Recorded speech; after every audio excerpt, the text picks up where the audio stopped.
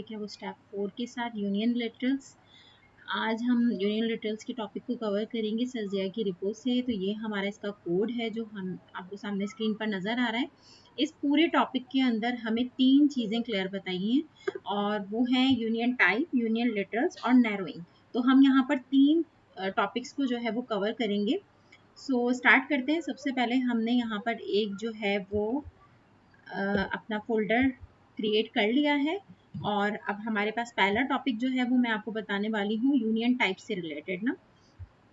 मैं ज़रा ये कोड डिस्प्लेस को लॉक कर देती हूँ। पहला कोड जो है वो हमारा यूनियन टाइप से रिलेटेड है।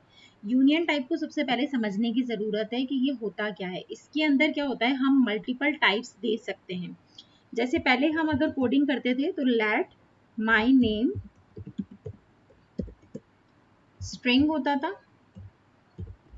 ठीक है, हमारा कोडिंग का प्रोसेस क्या होता था, जो हमारा एक सेंटेक्स है लिखने का और इक्वल टू और स्ट्रिंग में हम अपना नाम लिख देते हैं। ये हमारी एक सिंपल कोडिंग है जो इससे हम फर्स्ट डे से हम कर रहे हैं हेलो वर्ल्ड के साथ जो हमने की है।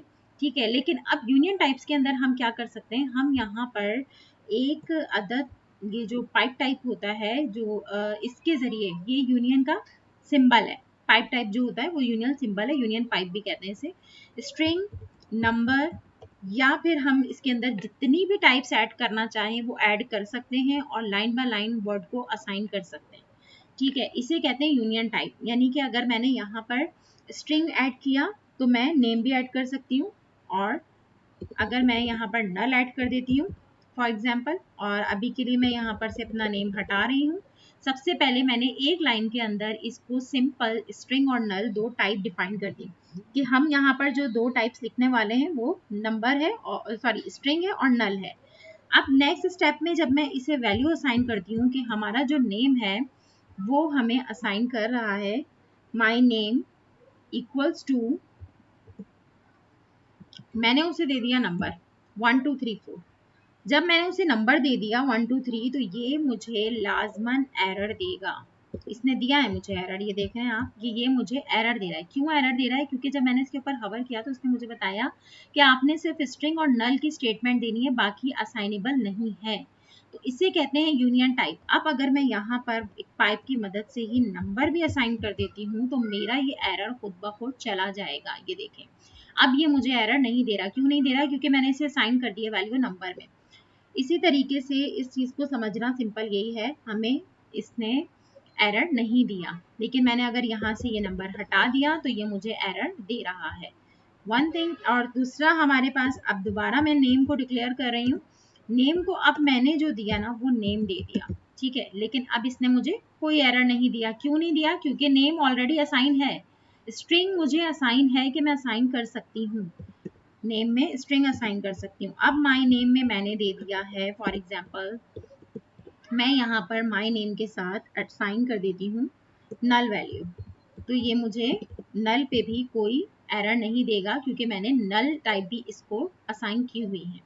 तो सिंपल आपने ये बात जान लेनी है कि यूनियन टाइप्स क्या होता है, जिसके अंदर हम मल्टीपल डेटा टाइप्स असाइन करते हैं और जो हम असाइन करते हैं वो उसी को ही एक्सेप्टेबल करता है। तो ये होती है हमारी यूनियन टाइप्स। अब आ जाते हैं हम टाइप नैरोइंग पर। तो नैरोइंग क्या होता है, नैरोइंग के केस में हम क्या करते हैं, नीचे मैं नैरोइंग की हेडिंग डाल लेती हूँ जी। तो नैरोइंग के केस में अगर मैं आपको कोड दिखाती हूँ सर्जिया की आईडी से, अब जो मैंने यहाँ पर आपको जो कोडिंग बताई है ना, सिंपल वही कोड। तो मैंने यहाँ पर अब नेक्स्ट हम पढ़ते हैं नैरोइंग। नैरोइंग को पहले कंप्लीट करते हैं, फिर उसके बाद हम आके नैरोइंग की कोडिंग भी चेक करेंगे। नैरोइंग में क्या होता है कि हम क्या करते हैं, एक लाइन नैरोइंग करना क्या होता है, एक लाइन के अंदर अगर हमने ये डिफाइन कर दिया कि ये चीज़ नंबर नहीं बुलियन है या ये चीज़ नंबर है, तो वो केस हमारा नैरोइंग केस कहलाता है। ठीक है, तो अब आ जाते हैं नैरोइंग के केस पर।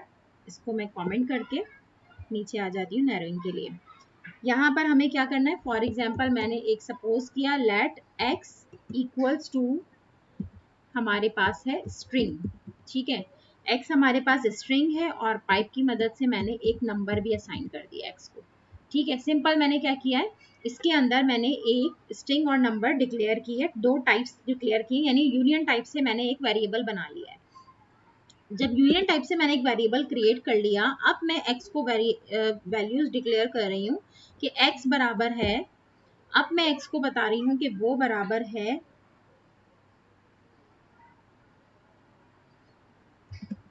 एक स्ट्रिंग के। तो इसने मेरा जो है वो कोड एक्सेप्ट कर लिया है, क्योंकि बाकी x तो स्ट्रिंग के बराबर है। क्यों? क्योंकि हमारे पास यहाँ पर स्ट्रिंग ऑलरेडी मौजूद है। तो मैंने यहाँ पर जब इसे ये बात बताई तो ये मुझे नैरो कर रहा है, इसको कहते हैं नैरो करना। यानी मैंने इसे बता दिया कि x मेरा जो है वो स्ट्रिंग होने वाला है। इस लाइन को हम कहेंगे कि यहाँ पर नैरोइंग हो रही है। ठीक है, अब इसका पता कैसे चला? जब हमने नीचे जाकर स्ट्रिंग का मेथड इस पे लगाया, x डॉट, अब हमने स्ट्रिंग का मेथड लगाना है to upper case, to upper case या टू लोअर केस हम मेथड लगाएंगे तो ये मेथड हमारे पास रन करेगा। इसका मेथड यहाँ पर रन करेगा और एक्सेप्ट भी करेगा, कोई एरर नहीं देगा। लेकिन अगर मैं सेम इसी केस में एक और मेथड लगाती हूँ, for example x dot random number, x dot random number,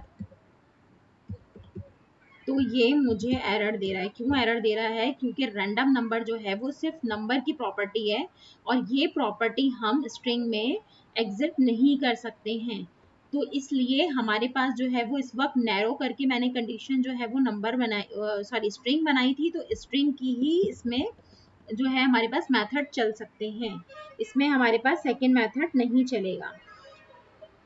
अब अगर हमारे पास हम देखते हैं कि फॉर एग्जाम्पल मैं x को सपोज कर लेती हूँ 1 2 3। अब इसने मेरा एक्सेप्ट किया। क्यों? क्योंकि मैंने यहाँ पर यूनियन टाइप के जरिए बताया हुआ था कि नंबर भी हम इसमें असाइन कर सकते हैं।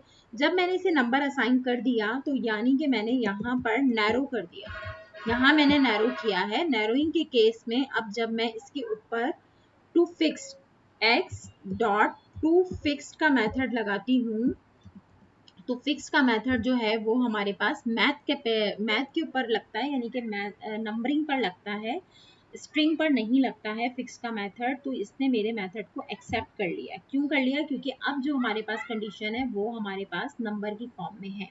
तो इसे कहते हैं नैरोइंग करना। और नैरोइंग में जो है वो आप इजीली डिटेक्ट भी कर सकते हो कि किस तरीके से आपके पास एरर आएगा या नहीं आएगा, कंडीशन आपकी क्या होगी कि एरर आएगा। तो ये हमारे पास जो है वो कंडीशन ओके हो जाएगी। लेकिन अगर हम नेक्स्ट में x dot to upper case लगाती हूँ मैं इसके ऊपर, तो ये ऑलरेडी देखें आप, लोअर केस या अपर केस जो भी मैं लगा रही हूँ इस पे, ये मेथड हमारे स्ट्रिंग के मेथड है, ये इसे एक्सेप्ट नहीं कर रहे हैं।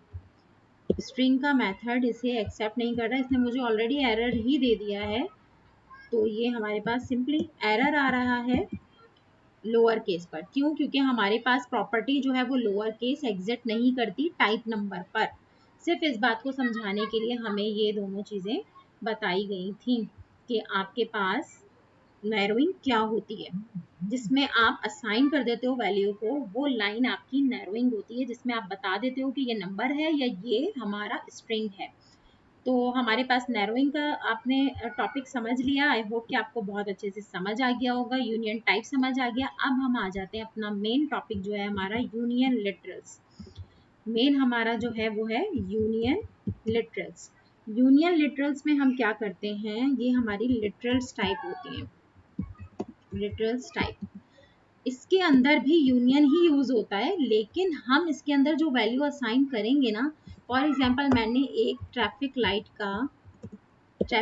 का मैं एक वेरिएबल बना रही हूँ, ठीक है, और मैंने यहाँ पर असाइन कर दिया इस ट्रैफिक लाइट को रेड, उसके बाद मेरे पास यूनियन का पाइप, उसके बाद मैंने ग्रीन असाइन किया। ट्रैफिक लाइट में हमारे पास होते हैं 3 कलर्स, और येलो असाइन किया। ठीक है, अब मैं क्या चाह रही हूँ, अब मेरे पास एक सेकंड पर्सन आता है और वो कहता है कि हमारे पास जो है वो ट्रैफिक लाइट का कलर जो है वो क्या हो गया है भाई, उसने मुझे असाइन कर दिया traffic light equals to orange. तो ऑरेंज कलर जो है वो एक्सेप्टेबल नहीं होगा। क्यों नहीं होगा? क्योंकि मैंने इसके अंदर 3 टाइप्स बताई हैं, 3 कंडीशंस बताई हैं इसको, कि रेड, ग्रीन और येलो, इन 3 के अलावा इसके ऊपर कोई और चीज इंप्लीमेंट नहीं करेगी। अगर हम बात करते हैं फॉर एग्जांपल, मैं अगर यहाँ पर इसे रेड कर देती हूँ तो देखें ये मेरा एरर जो है वो रिजॉल्व कर देगा। Did you mean red? Yes, did you mean red? Red is not assignable to type red. अच्छा, ये इसने मुझे क्या किया है, असाइन। रेड तो मैंने इसको असाइन किया है, रेड मैंने इसे असाइन किया है। मेरे पास एरर कहाँ आ रहा है?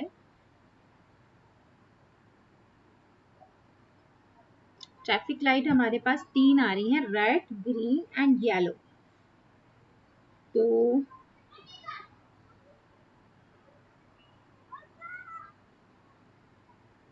ट्रैफिक लाइट की स्पेलिंग मेरे पास बिल्कुल सही है।